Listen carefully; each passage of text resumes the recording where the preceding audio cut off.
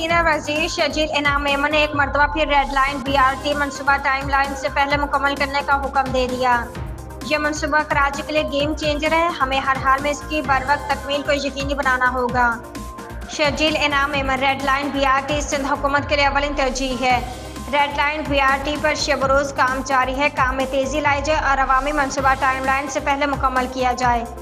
Red line BRT کا مقصد traffic کے دباؤ کو کم کرنا اور لاکھوں کراچی والوں کے لیے ایک پائیدار، قابل اعتماد ٹرانسپورٹ کا حل فراہم کرنا ہے۔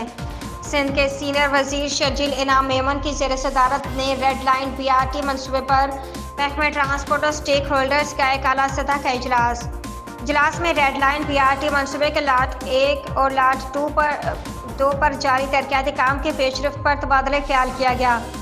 تمام اسٹیک ہولڈرز تعمیراتی کام کو تیز کرنے کے لیے ٹھوس کوششیں کریں اور تمام دستیاب وسائل کو بروئے کار لائیں۔ ایئرپورٹ کے علاقے میں جاری ترقیاتی کاموں کی تکمیل کو تیز کرنے کے لیے ہوائی اڈے کے حکام کے ساتھ بات چیت کو تیز کیا جائے۔